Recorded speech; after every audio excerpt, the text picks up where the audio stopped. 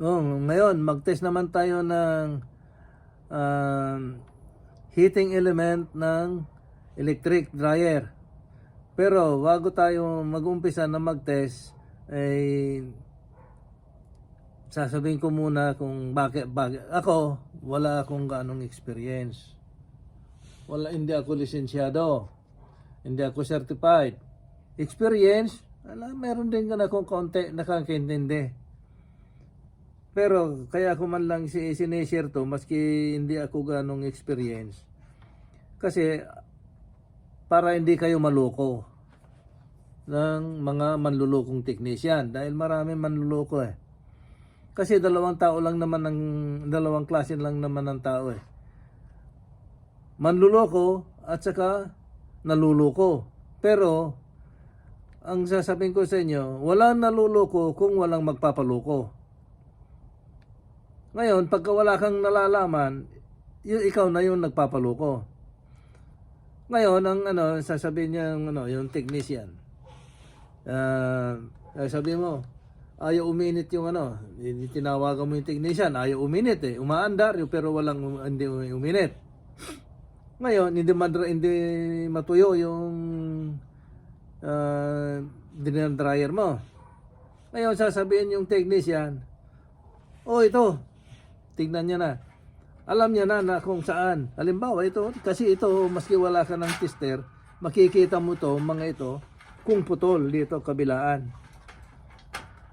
Ngayon, sasabihin sa'yo, kailangan palitan to. Hindi na gumana. Ikaw naman, dahil nagpaloko ka, pumayag ka. Samantala kung ito lang ang nasira, hindi nakasama to, hindi na rin kasama itong case niya, para nakamura ka. Halimbawa, ang buo is $10.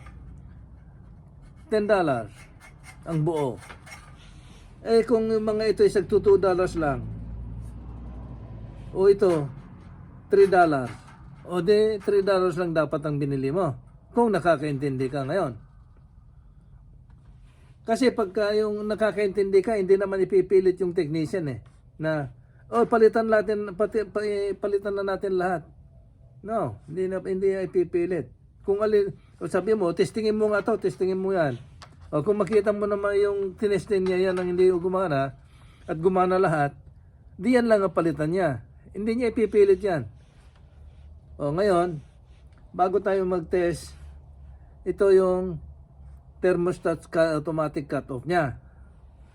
Ito yung connection ng coil. Ito tinatawag na coil. Ito yung connection niya yon. Ayan ito.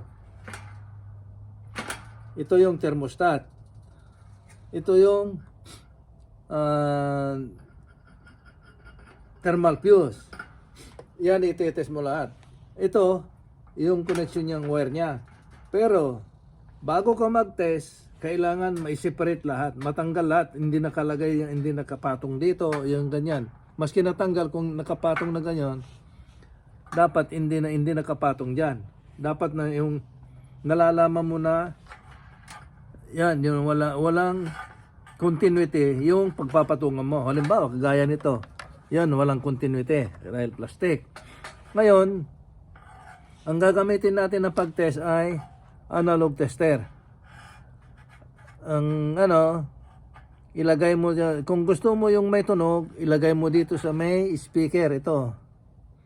Pero kung gusto mong gumalaw yung pointer niya dito sa ohms, nakikita mo yung sign ng ohms, ayan zero na baliktad. Almost zero pero baliktad. Hindi lang nagdugtong sa baba. Yan ang ohms, sign ng ohms.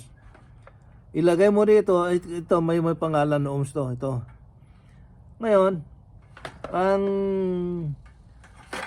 ito pala, mayroon ito, may sign na ohms. Itong digital. Ito yung sign na ohms. Pagka nakakita ka ng ganon, yung ohms, yun sa continuity. Ayan, ayan, yan. Ito yung sign na ohms. Sa ohms yan. Basta nakakita ka ng ganyan, yung sa ohms yan. Tinatawag nilang ohms.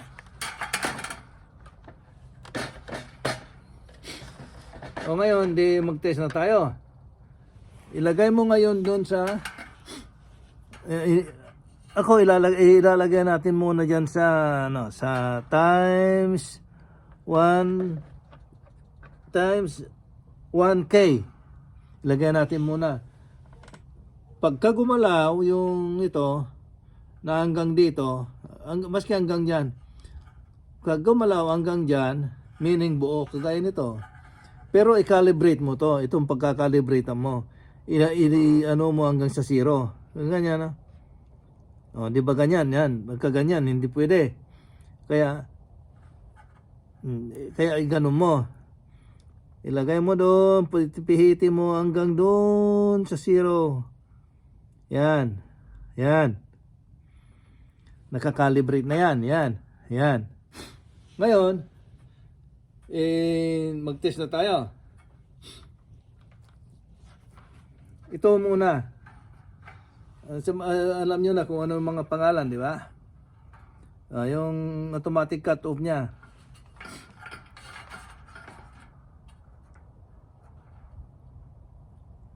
O, yan, di ba? Buo.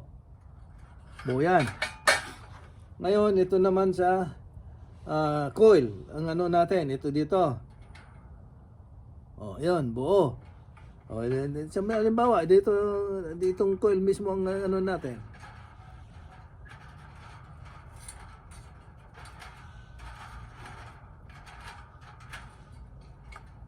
Yan, o.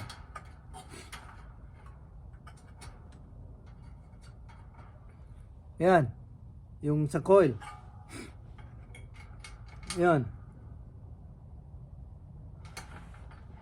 Kaya mo tetestingin din ito.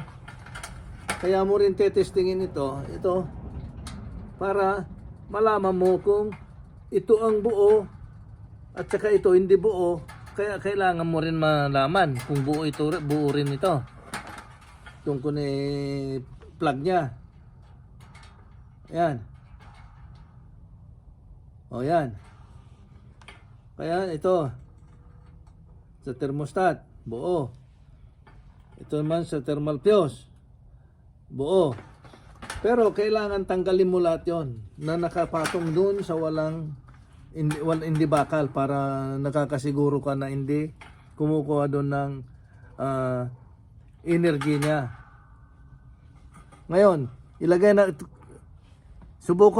subukan rin natin dito sa may tumutunog. Yun sa speaker, nakikita mo yan? Parang speaker yan. Di ba?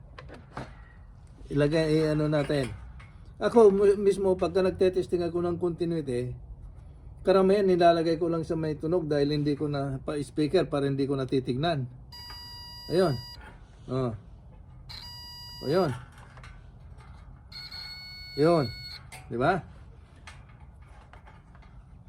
Ito yung sinasabi ko na ibukod mo ito na testingin itong coil at saka dito sa may plug. O yan, buo yan. Dito rin, buo. The meaning, buo.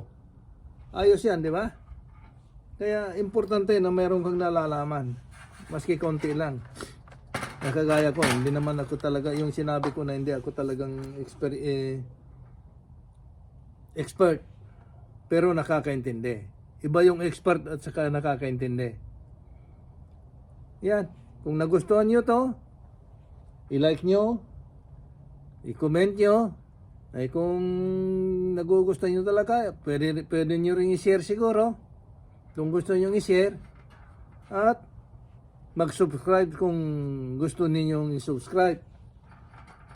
Pero ang inaano ko lang, i-share nyo para malaman din yung mga kaibigan ninyo na hindi nakakita pa itong video ko. Pero yun, kung meron naman akong pagkakamali, i-comment nyo lang, huwag kayong maya na sabihin nyo, oy, tarantado, itong ano mo, hindi ganyan. Para maayos ko rin yung mali ko. Ala?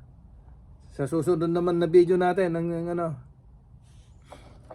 magkita-kita na naman tayo sa susunod na video ko. Okay? Bye.